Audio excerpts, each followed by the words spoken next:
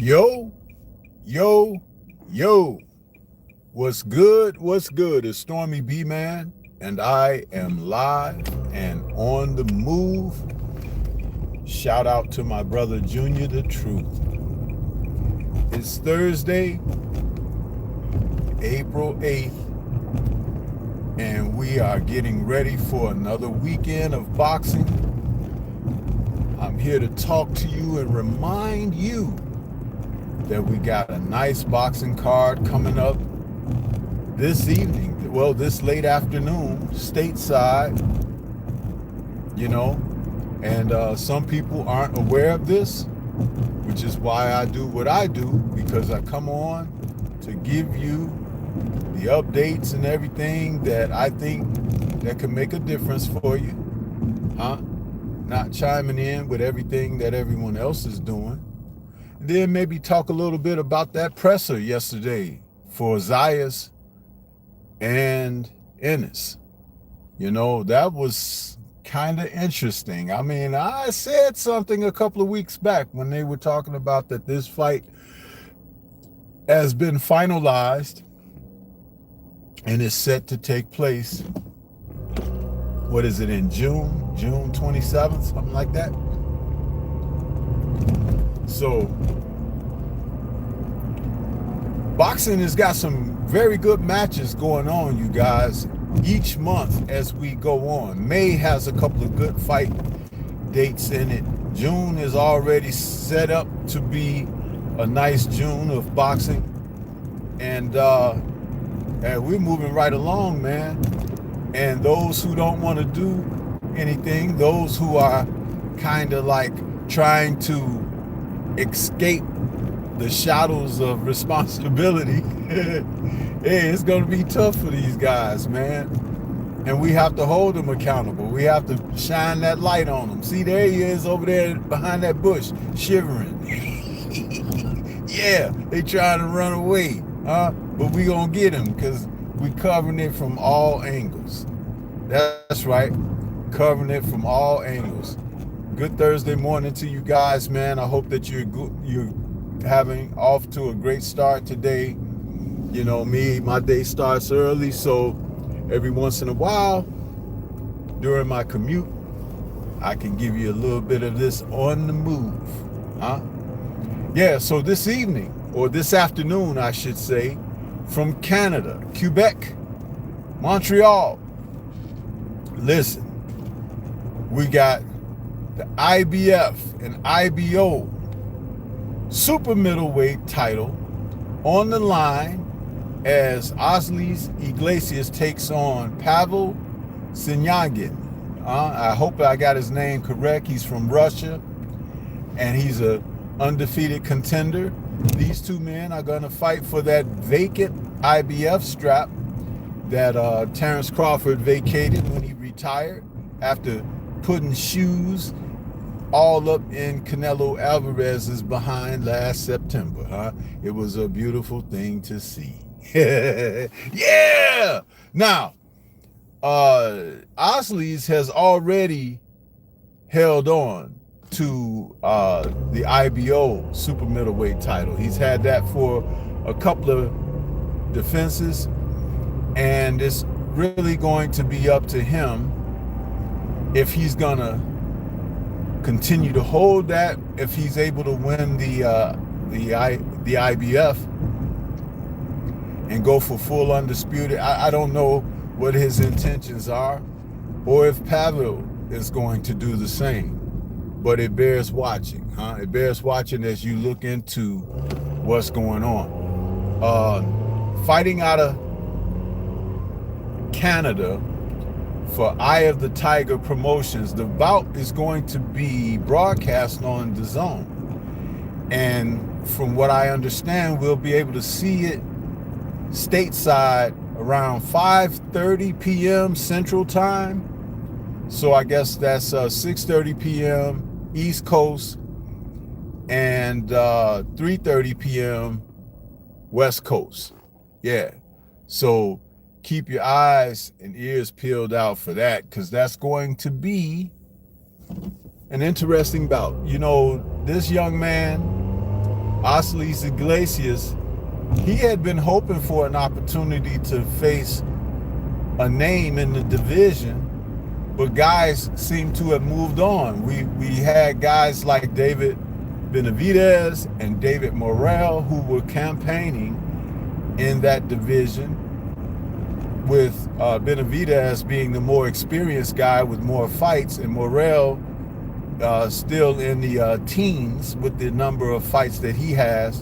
And Iglesias is just behind Morrell with I think his number of fights that he's had is in the teens, but he's a far different fighter than David Morrell. And both being of Cuban descent, let me tell you something. Cuba turns out some pretty darn good fighters, man. There seems to be some kind of behind the scenes agenda to keep those Cuban fighters on ice, because with the talents that they have, they should be all throughout the weight classes with titles, but you don't see it that way. And that's what really makes me feel that there is an agenda. But you know, some people can be held to the stone for saying stuff like that. But you know, STORMYBMAN can chalk it up to being an old foolish wise guy. Yeah. What's going on with you, Del Real? Jose Diaz, I see you brothers out there this morning. What's good with you? Good to see you, huh? Yeah. Listen, man. So that's what's coming up this afternoon. And if you guys got a chance, tune in and check it out. Because Osley's is worth watching, man. He is. And he's a little bit different from David Morrell. Morrell has kind of got a aloof personality. He kind of goofs around a little bit, even though he's very talented. But Osley's, man, he's in there taking care of business. He like to take your head off and sit it on a platter and then show it as a trophy piece. Huh? Yeah. So that's who he is. And you know, Canelo opted to face Christian and Billy finally, but they're not going to get it on until September. So he's going to wait for the Latino holiday, you know, to have that fight. And then Billy, who opted not to go through with a rematch with Lester Martinez, figures that the Canelo fight is a bigger fight for him, a more lucrative purse and whatnot. Yeah. So maybe Billy is not chasing the title as much as he is the bag. Huh? So we have to look at things like that, because when guys are chasing the bag, sometimes they are known to do something for that bag, huh?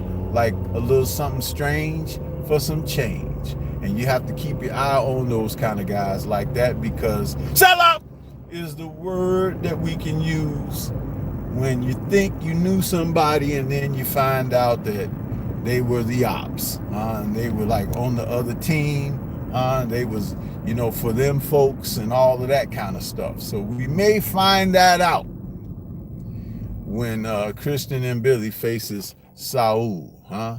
Yeah. That's right, Del Riv. That's right, man. You know, you never know until they show you who they are, right? They could have all the muscles. They could talk all the talk. Remember Keith Thurman's I got an O and I ain't afraid to let it go, until Errol Spence walked through the door. Don't you duck me, son. Yeah. Sebastian Fundora. All upside your head, Keith Thurman. That's right. That's what happens. When you duck, you're bound to hit your head on something when you raise back up. Yeah. Stormy is full of these metaphors. But listen, let me tell you something. That press conference yesterday with SIYAGIN-ZAYAS and Boots Ennis. Listen, man. Somebody done gave SIYAGIN-ZAYAS the confidence boost injection, huh? Because that boy, he telling his Boots, man, you're gonna be uncomfortable, huh? We see some things and we're gonna exploit them and everything. And Boots is like, what? Yeah. But I like it. You know why? Because he's young and he's fresh and he's ready to see what's up. You know, see, young dudes, they don't think about consequence. They just think about accomplishing and conquering. You know what I mean? And sometimes if you're talented enough, that can push you over the top, you know, for success. Now, I'm not saying that, you know, Xander's gonna beat Boots or anything, but I like the fact that he's telling Boots, man, who are you? I'm the champ. You understand? And as far as I'm concerned, you coming after me, you're a chump, and I'm gonna defend my title against you, chump. You gotta have a appreciation for guys like that, huh? You don't see Shakur doing it. You don't see Keyshawn doing it. You don't see Tank Davis doing it. These guys, they don't want no problems, huh? But they'll tell you that they're the best in the world, huh? That they, you know, I feel like I'm the best thing in boxing. You're a thing in boxing, all right, a thing we need to get rid of in the sport of boxing, because it's like guys like you, let me tell you something, you're holding the sport back, man. You know, you're holding the sport back. We need to see challengers. We need to see champions. We need to see defenders of crowns. You know, we don't want to see you guys running out there, you know, holding your skirt as you run across the street. Man, get out of here with that foolishness, man. You know? And I was listening to a couple of live streams yesterday. We had 78, and then I also listened to the brother Champside. Shout out to 78 and Champside. Listen, Champside said these guys, they so apprehensive about testing the waters of competitiveness and everything. He's like, dude, you're just in the way. And then they go on certain platforms where the guys ain't gonna ask them the tough questions. Hey, why you ain't fighting so and so? Hey, why you won't fight your friend? Hey, what is this about friends and stuff? We have seen all types of examples recently of friends going to battle. We just saw Deontay Wilder and Derek Chisora, friends going to battle. What's wrong with these young numbskulls, huh? What's wrong with them? And then they go over there and sit on a platform where these guys be glazing and blazing them, man. They be, oh man, yeah, you're really good, man. How about you fight so and so? And the dude don't even, the name that they drop don't even be in the same weight class. It's like, what are you talking about, bro? You don't even know boxing, but you want to sit up here and speak with a boxer about the sport of boxing. That is such foolishness, huh? Straight foolishness. And you know, these guys, and I'm gonna tell you something, you guys. It's just like there should be more people watching my channel, because you're gonna get the real. But when you guys are watching that stuff and giving them, you know, the views and everything, that makes it appear that that's popular. Ignorance being popular is not a good thing, folks. It's not. You know what I mean? Ignorance being popular is dangerous. You can look at the current world affairs.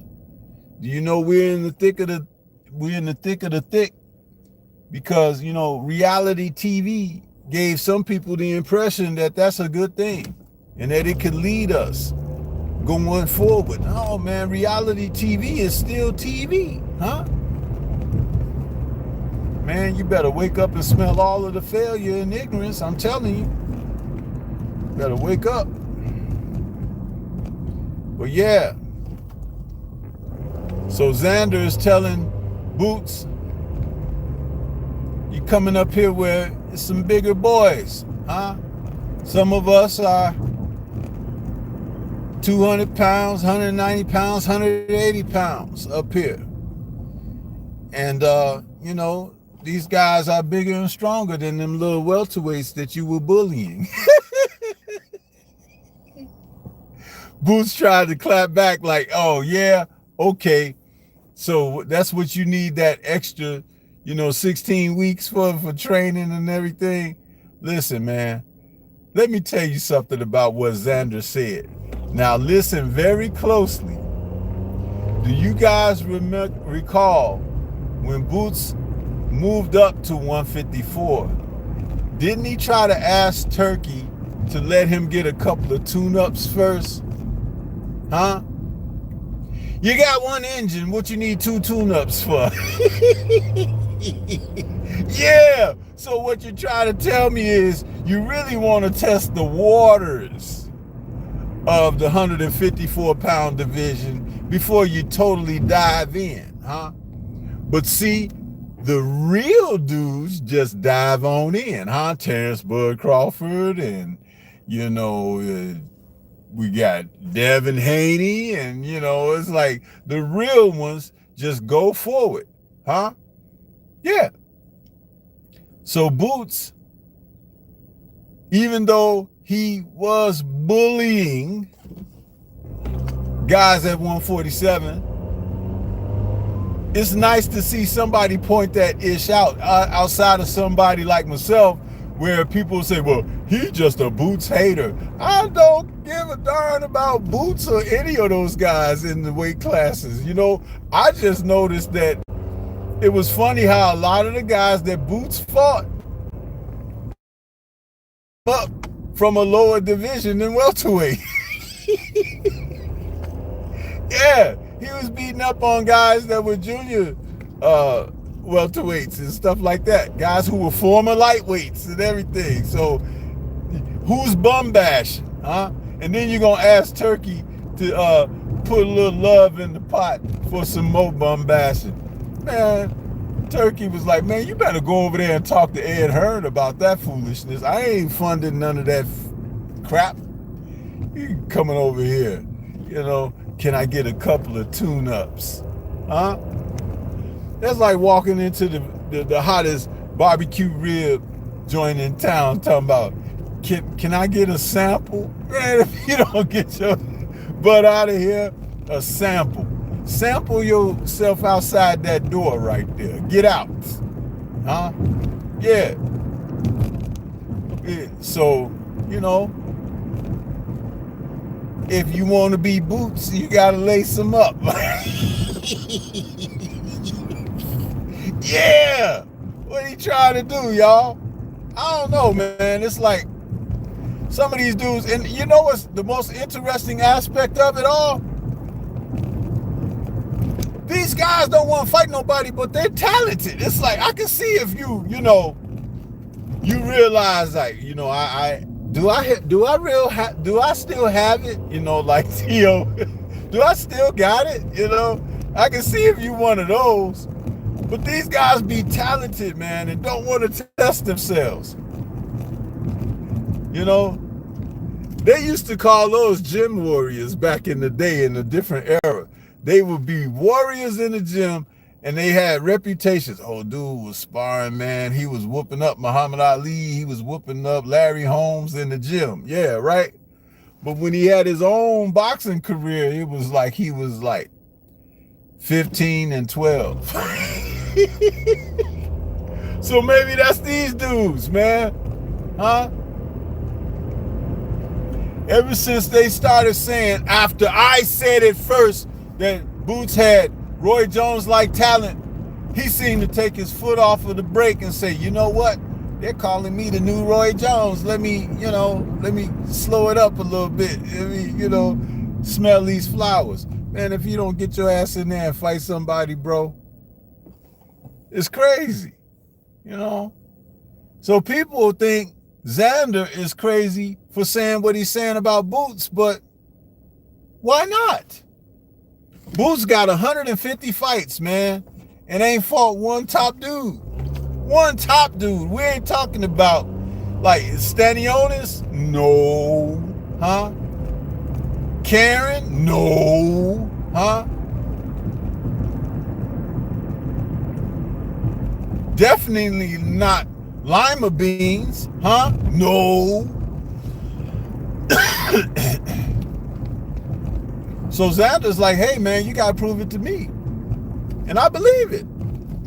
Gotta prove it to him. You know? And don't let Xander get in that fight and do something good. It's going to be a confidence ruining moment. I'm telling you. Hen Dog, what's good with you, brother? Good morning.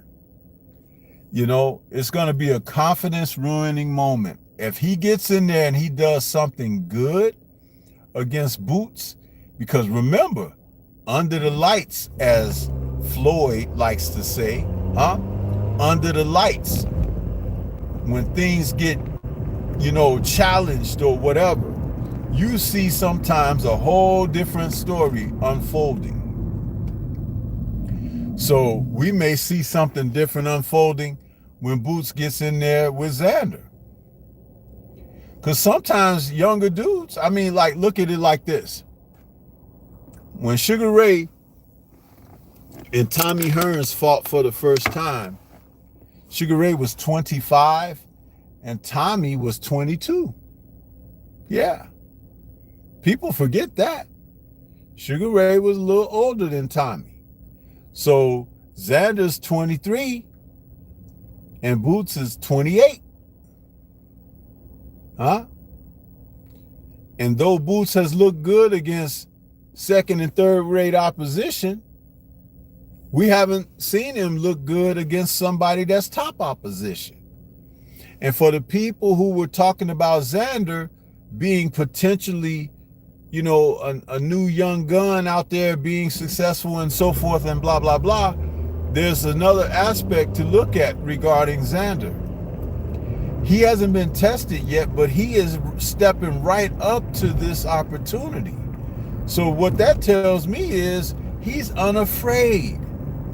And if he's unafraid, he may be able to build on something because he's already confident. If you're talented and confident and motivated in your own abilities, man, do you know that that's a recipe for success?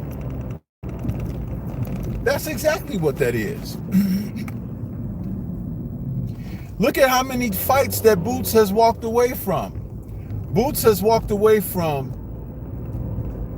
Rashidi Ellis, Brian Norman Jr., Devin Haney.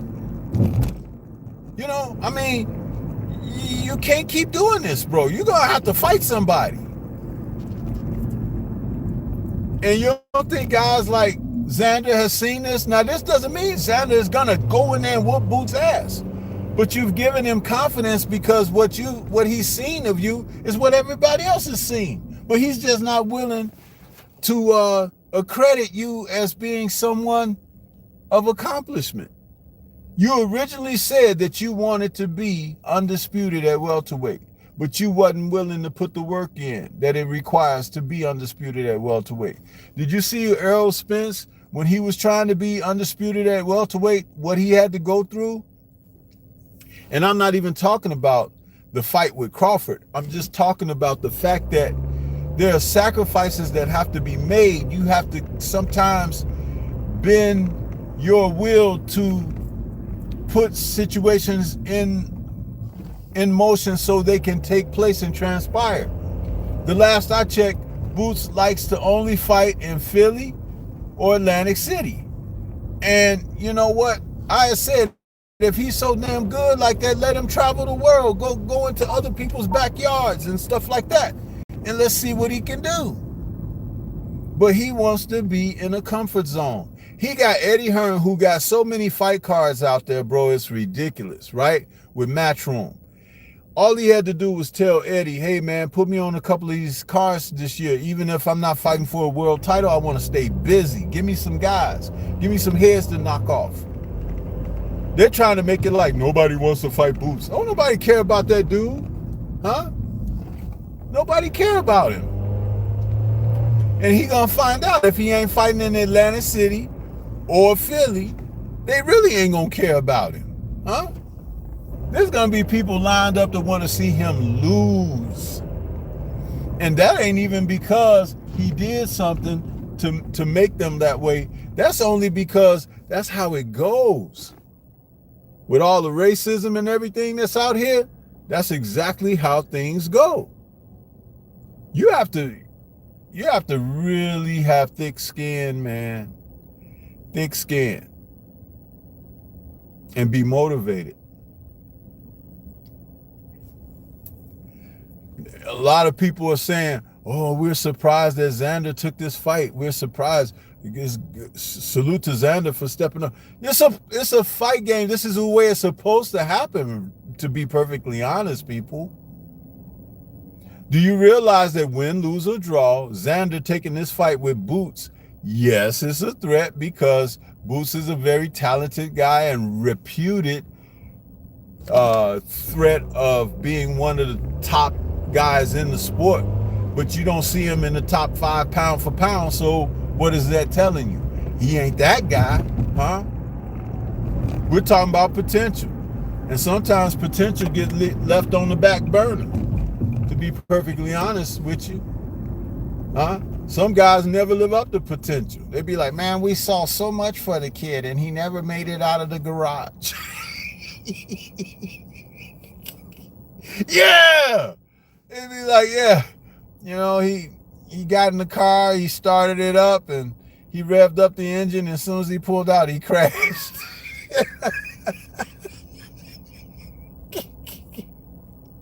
I've seen it, man. I've seen it, huh? Then there was a guy that barely was able to pull out the garage and everything. He was going real slow down the road, and everybody was honking at him and trying to tell him, get the fuck out the way, and all of that shit. And then when he mastered the road, he started speeding around everybody and zooming and zipping and cutting people off and this and that. It was like, damn, that dude is dangerous. Yeah, it's real life shit. You know what I'm saying? People need to recognize, man, it's like what Xander is doing is what you're supposed to be doing. He got 2 belts, don't he? This is what I said about Anthony Joshua years ago, when he beat Prince Charles Martin for that first title, that IBF belt. All of a sudden, then Ed Hearn gonna start talking about, well, you know, let's not rush it now. It's like, what do you mean not rush it now? Listen, he got a belt. There's people coming. They want their title opportunities, you know, and this and that. You got to fight, bro.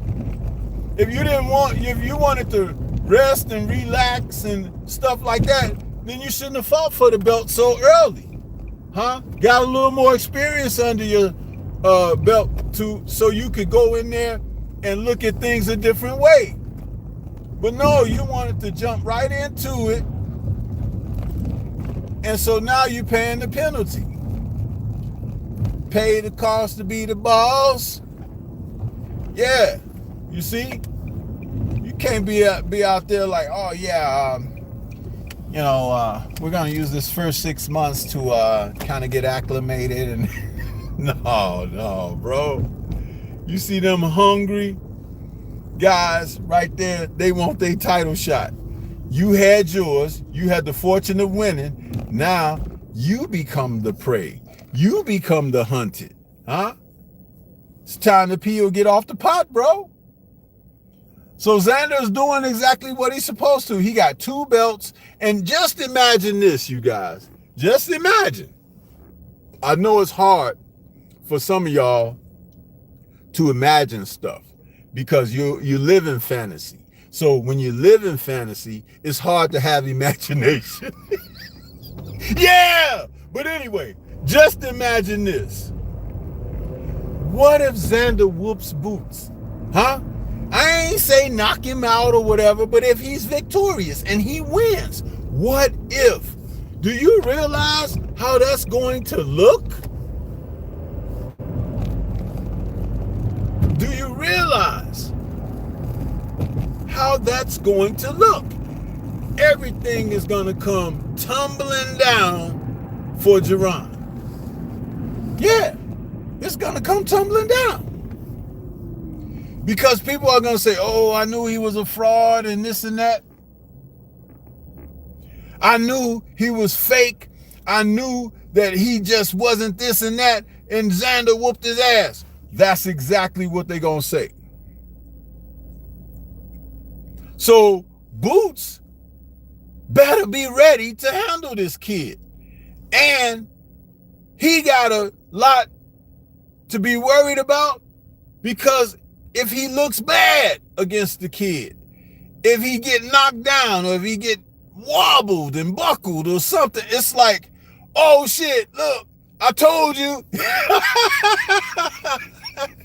That's exactly what it's gonna be. You know what I'm saying? So this is what we're dealing with here. It's not one-sided in favor of Jaron Ennis. It's not. He's going to have to get out there and prove to the world what's really what. He may not be able to do it. Stanionis never went for broke against him. Never. In other words, I can't just let this guy pepper me and this and that. Let me turn this into a dogfight. Let me go get his ass. You see, he never did that.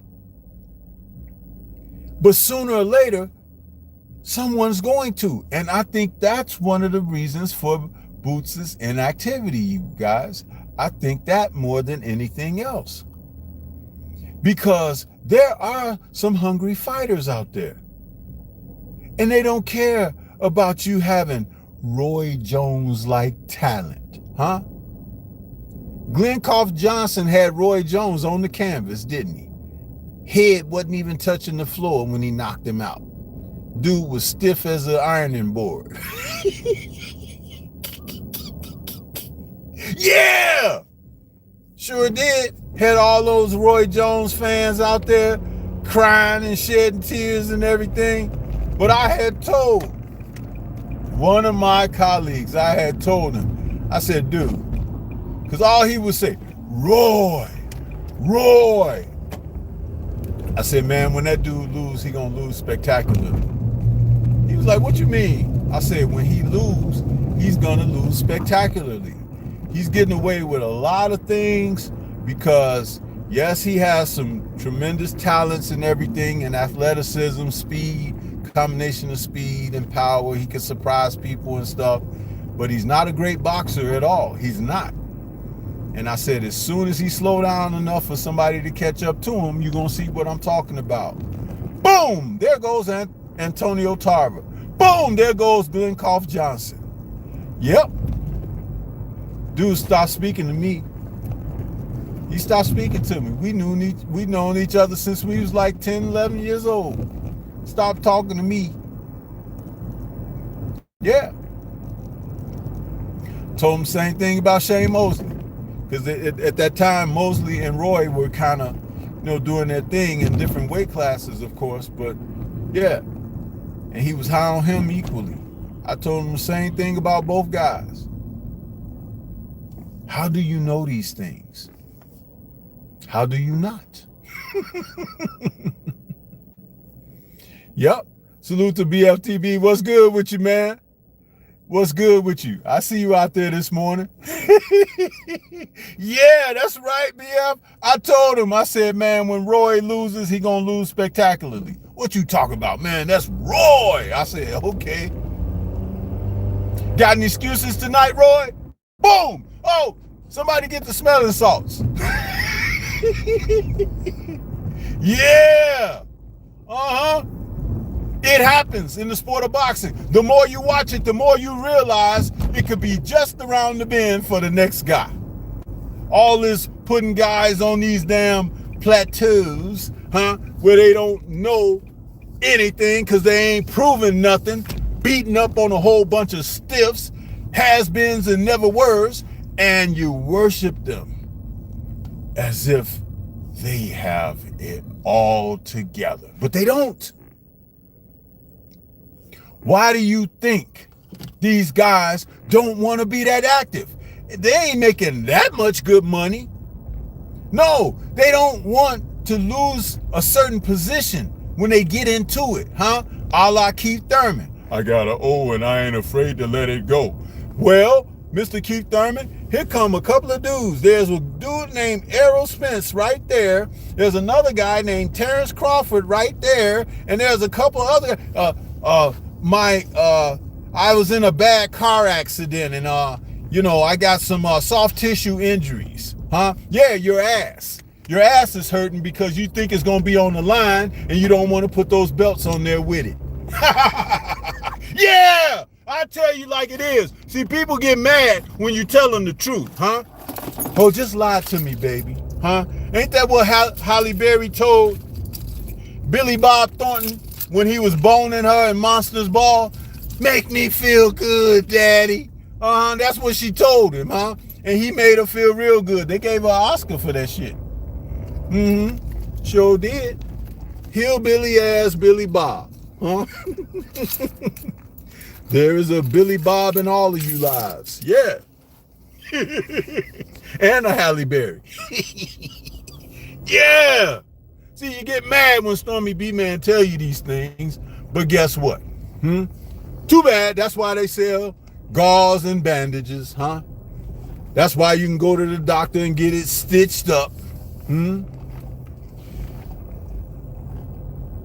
Life is about this, man. You got to put it on the line sometimes, bro.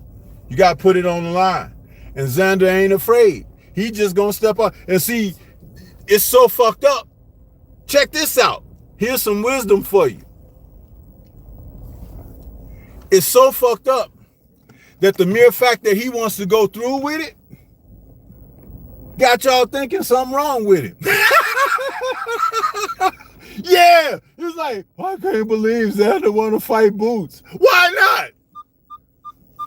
Did you see some horns on Boots and some wings or some shit? Did I miss something? Huh? Did the motherfucker walk on water or some shit? I mean, come on. Let's get real about it. Huh? Boots' last fight was against a guy whose name is on a bag of beans, huh? Yeah. Xander's last fight was against a guy who had beaten one of the young, fresh Cuban come-ups in, what's his name? ENNIS Abbas Baru. He beat that kid, beat him up, knocked him down, and that guy was touted to be the guy to face Xander. So if you look at who really got the momentum going, it might be Xander. And all this talk about Boots being the best at 154, we got to see it first. I mean, come on. Against a bag of beans, we supposed to just be like, yeah, I'll agree with that. If you don't get out of my sport of boxing with that bullshit, it's like crazy, man. But this is what people do. It's like you suck the tit of bullshit so much that you don't even know what the real milk is, huh? You don't know. Low-browed, sewer-level dwelling motherfuckers. It's like you just out there and you swimming in that shit and you stink. Just like what they selling you stinks. Every one of them young fucking fighters out there should be like Xander. I want that guy. You know why? Because even if you happen to lose to him, you can bounce back because now you know what you need to work on and show her up and get better. You know why Shakur Stevenson wants to talk about who he sparred and everything? Because he's gauging where he's at. And if there's anything that he is not self-confident about, he ain't gonna fight the person. He ain't gonna go in there with him. It's like having the answers to the quiz before the test is given. But I'm gonna tell you something about the sneak peeps who do that shit. Some motherfuckers can have the answer and still fail the test. Yeah! Huh? God fixes it that way. That's right. You thought you was getting away, and that's it. Oh, damn, I fucked up. I thought I knew it all. You didn't, huh? That's what's up. And see, salute Stephen L. the Mac. I see you out there, bro. Where you been? Jonathan Simon coming in. Hassan 7 Fighter. Who else we got out there? I didn't see because I was just cooking, man. You know, when I get in that kitchen, bro, I have to let it flow.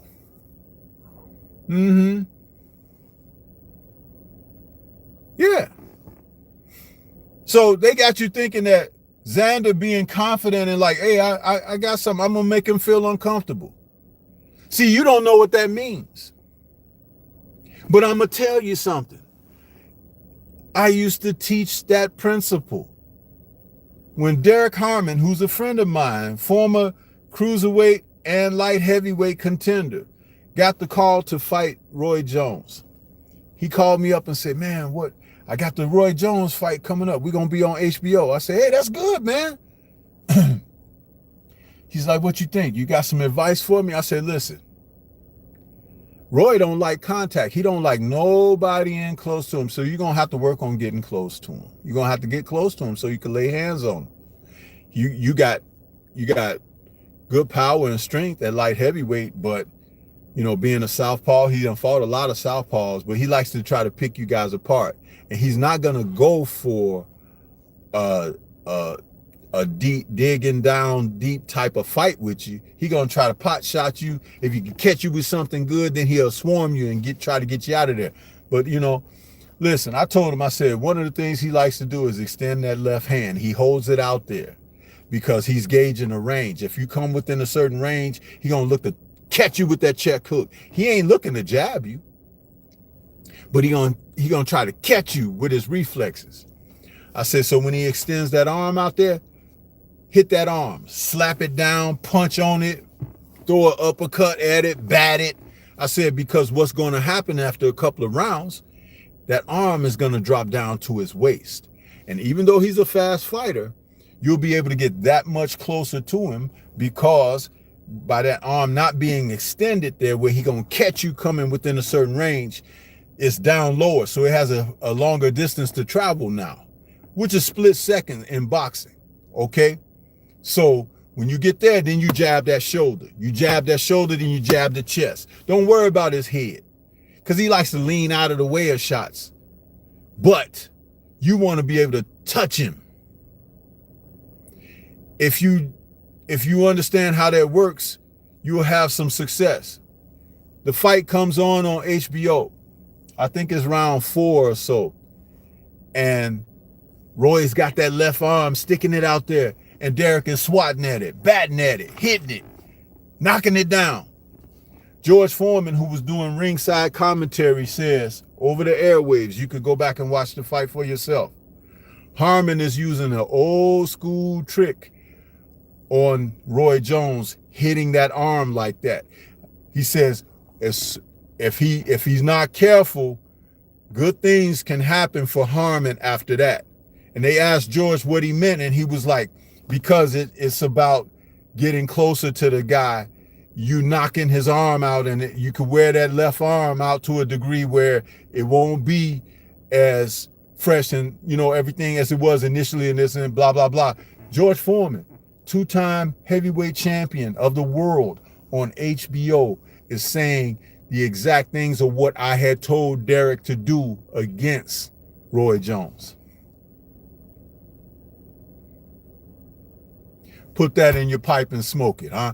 Go back and watch the broadcast for yourself. Roy Jones against Derek Harmon.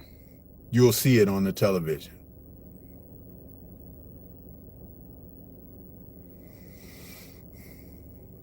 Yeah.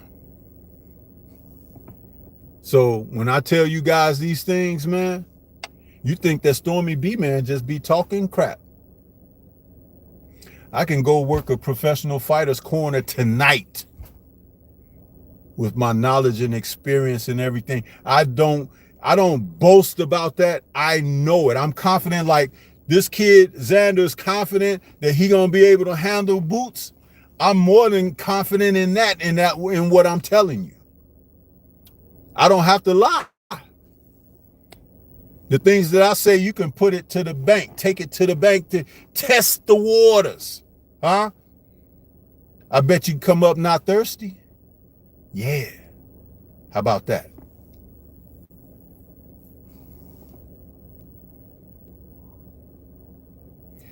DOG 215, what's good with you? I see you out there.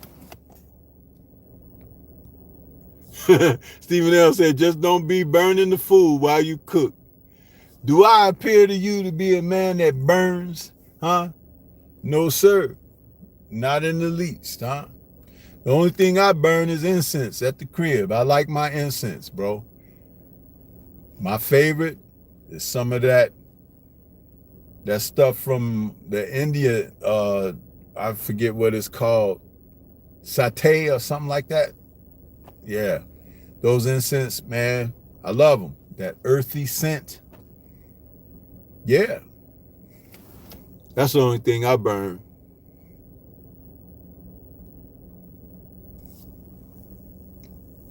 Jonathan Simon says Roy was never a jabber. No, he wasn't. That's why a guy like Bernard Hopkins was able to give him so much trouble. Because Bernard Hopkins, regardless of what you think about him and his character as a human being, as a fighter, he was very technically proficient. Technically. So a guy who is unorthodox, remember this, put this in your pipe to smoke later, okay? When a guy is unorthodox, like a Roy Jones, like a Jaron Ennis, huh?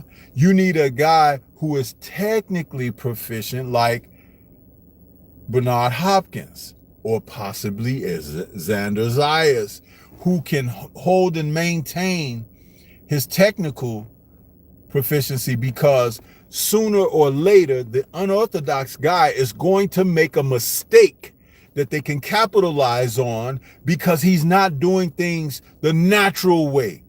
He's usually reliant upon speed, power, a combination of speed and power, athleticism, mobility, and the twitch muscles that may allow them to lean out of the way or whatever, these kind of things, whatever, right? So when you have guys that do that, then you need a guy that's textbook, who can read or is being trained by someone to point out what the flaws are in that unorthodoxness, where they can capitalize and wait for the moment, and boom, there you go. There's our success. Oh, he's on the canvas. There you go. Yeah. That's how that happens. But see, it requires a coach, trainer, mentor to be able to break these things down for you and let you know. But you also have to have a charge, a subject, a person that's fighting under your mentorship, believe and have the confidence in what you're explaining so that they can get the job done. That's how that works, people. Yes, sir.